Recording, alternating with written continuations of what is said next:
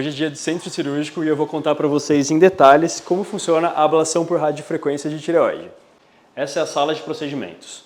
Nós temos a maca, o ultrassom para guiar o procedimento e lá nós temos o aparelho de radiofrequência, que vai emitir o impulso de radiofrequência para eliminar o nódulo. No dia do procedimento, o paciente precisa estar em jejum. Ele chega, nós orientamos que ele tire todos os adornos, anéis, brincos, relógios, e ele é acolhido pelo anestesista aqui no centro cirúrgico. Iniciamos o procedimento com uma leve sedação, para o paciente ficar mais confortável. Então ele se deita na maca, o anestesista pega um acesso venoso e nós começamos com a sedação bem leve, o paciente acordado o tempo inteiro. E a partir desse momento entra em cena a técnica que vai operar o aparelho de radiofrequência. Hoje nós temos aqui a Dani, que é a técnica da RF Medical. Dani, explica pra gente como você recepciona o paciente e quais são os cuidados na hora do procedimento. Bom, então nós vamos explicar para vocês como que é a nossa parceria juntamente com o Dr. Pedro para esse cuidado do paciente que vai fazer a técnica ablativa.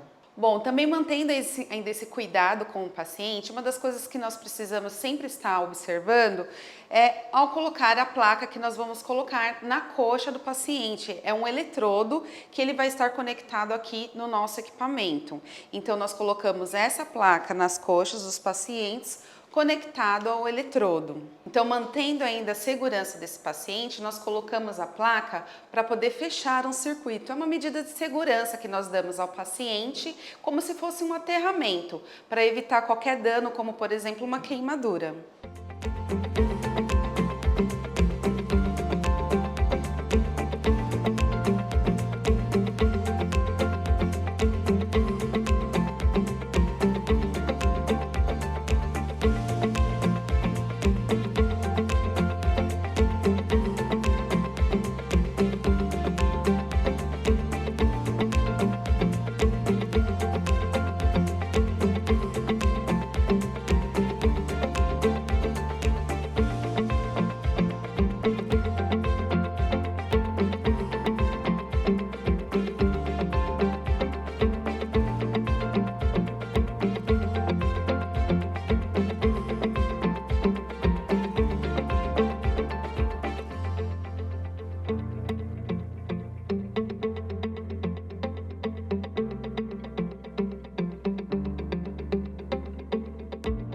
Dani, explica pra gente agora os parâmetros que você analisa durante o procedimento, aqueles que a gente fica conversando e você fica me falando durante a operação.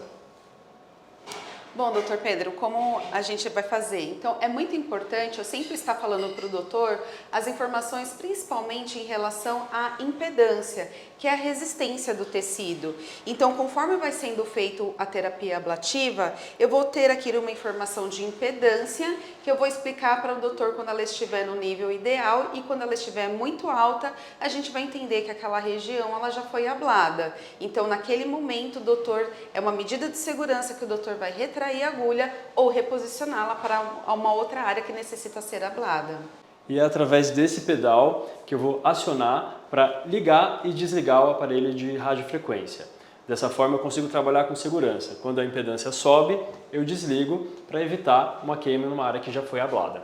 Bom pessoal, essa é a agulha de radiofrequência que nós utilizamos no procedimento. Percebam que ela é bem fina e ela está conectada ao aparelho que vai emitir a onda de radiofrequência.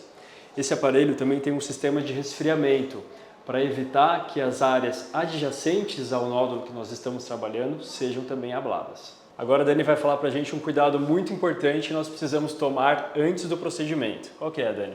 Então, doutor, como a gente fala aqui muito sobre a segurança desse paciente, então é importante também que ele esteja alinhado com o procedimento. Então, mulheres que fazem o uso de unha e gel, cílios postiços, a gente solicita que retire para que não tenha nenhum tipo de queimadura. É uma medida de proteção para esse paciente. Uma outra dúvida que sempre surge é em relação à tatuagem. Pode, não pode? Qual a recomendação? Doutora, a recomendação que a gente faz a esse paciente é que ele comunique se essa tatuagem ela foi feita de uma forma recente, principalmente na área onde nós vamos colocar as placas que são na coxa. A gente evitar essas áreas. Evitar essas áreas para que não tenha nenhum tipo de queimadura, então é importante ter essa comunicação. Então a grande diferença entre a radioablação e a cirurgia convencional da tireoide é que na radioablação nós não fazemos nenhum corte. São feitos apenas furos com essa agulha para introduzi-la no interior do nódulo e, guiando-nos pelo ultrassom, nós conseguimos atingir o nódulo, apenas a área que nós queremos fazer a ablação e, dessa forma, realizar o procedimento com muita segurança e sem atingir as áreas em torno, as áreas adjacentes ao nódulo. E quais são os pacientes que podem fazer esse procedimento de radioablação ao invés da cirurgia?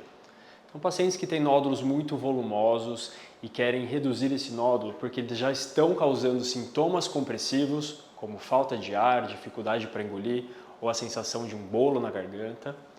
Pacientes que têm nódulos já confirmados para malignidade, ou seja, um câncer de tireoide, mas esse nódulo ele tem que ter até 1 centímetro, não pode ser maior do que isso, e ele tem que estar longe da cápsula da tireoide. São alguns critérios de segurança que nós utilizamos. Caso o nódulo da tireoide tenha sido puncionado e nós obtivemos um resultado indeterminado, que são o Bethesda 3 e 4, nesses casos nós precisamos realizar alguns exames adicionais para definir se a radioablação pode ser realizada ou não. Outra vantagem é que para a radioablação nós não utilizamos anestesia geral, apenas uma sedação leve com anestesia local.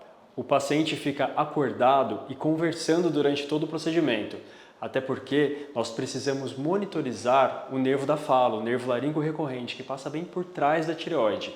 Então esse é um cuidado adicional. Se você gostou do conteúdo, curta, se inscreva e ative o sininho para não perder nenhum vídeo.